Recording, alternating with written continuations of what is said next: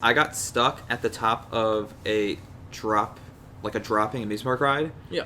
When I was in high school, I was at Dorney Park. It was Demon Drop, and it's a ride that goes like 100 feet in the air, give or take, at the minimum. I kind of want to Google it now, but how big?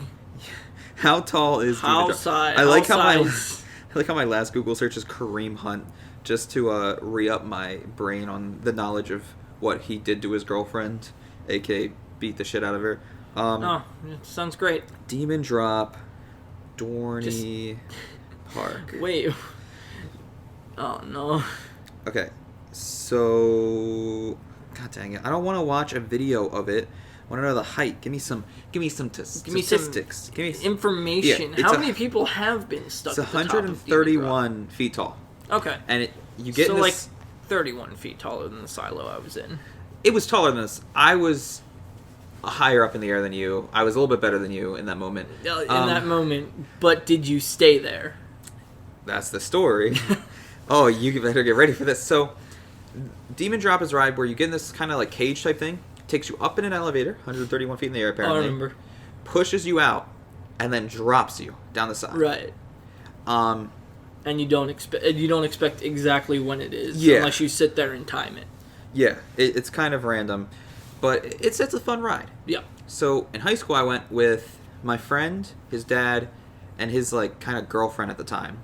None of which I talk to anymore, mostly because that friend ended up screwing me over.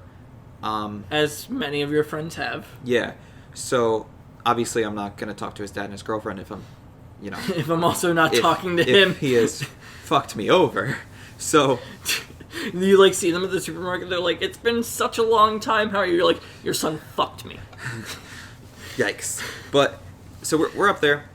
We get on the ride, get in this little cage thing. Takes us up the elevator, pushes us out of the elevator, and then nothing happens. And at first we think they were just like messing with us, giving us an exceptionally long like hang time. Because usually like the average, I would say, I've been on that ride a lot. It's approximately 5 to 7 seconds.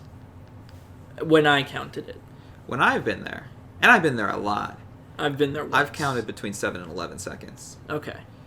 You've been there once. I have been there once. And we rode that ride like 8 times. 8 times, you say? 8 times, I say. Now, here's my next question is, why do you feel the need to protrude on my story? Because I actually have a similar related story that I would like to interject afterwards. My God. So this is why I don't talk to Zach outside the podcast. It's because I secretly despise him. Anyways, down inside, we all despise me. Let's restart the story. I get in the ride, we go up the elevator, push us out of the elevator, nothing happens. We end up being there for 20 minutes, give or take. The first 5 minutes were just us kind of chilling, having a good time, making jokes. I was low-key freaking out, so I was just like pointing out cool cars that drove past the highway. And then some worker comes up after about 5 minutes. He walks up the staircase on the side of it, and he's talking to us. I was like asking him a lot of personal questions because I was bored. I was asking him if he had a girlfriend. He wouldn't answer.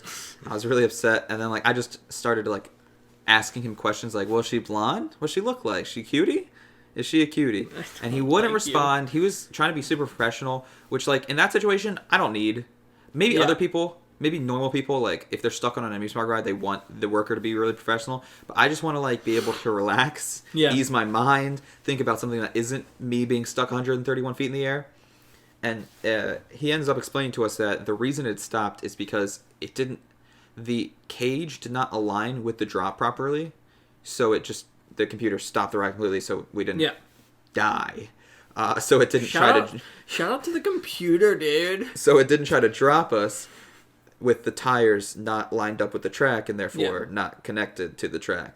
Then after about 15 minutes of being up in the air, 10 minutes after talking to this worker, maintenance workers come up and secure the ride. And once they secure it, they're like, "All right, we're going to let you out and we're going to walk down." I'm like, "What? You can't drop us?" He's like, "No, they're going to have to realign the ride. It's going to take too long. We're going to have to walk down the side." And I was on the leftmost part of the ride. It's a 4-seater. Right. I was with 3 people, so 4 of us. So we were all on there. I was on the leftmost, and the staircase on the ride is on the left side. So I was the first person going down the staircase. No. I was the first person going down the staircase, and it was one of those really rickety like stereotypical amusement park staircases, Yep.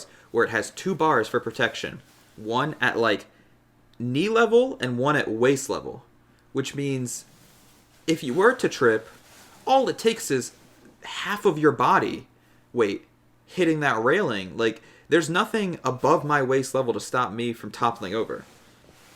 So, like, I was gripping on to that railing so hard at my waist level, and like terrified, walking down 131 feet of pretty much open staircase, with the exception of those 2 bars.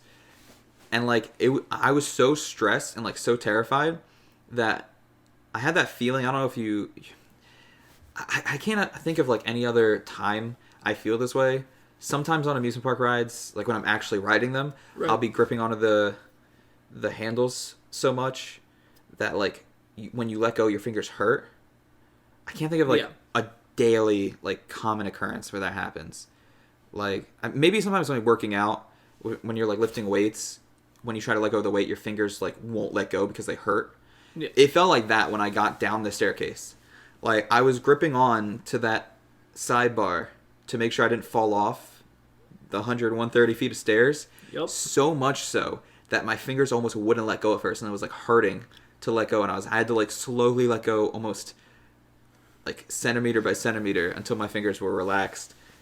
And we got down. They made us sign some stuff to say that we wouldn't sue, gave us a fast pass for the rest of the day so we could get on all the rides quickly. Get back on that ride sooner. And then as we were walking away, like all the other people in line for the ride, like nearby, were like clapping for us. It was the only time in my life I felt like I'd actually been a hero or something.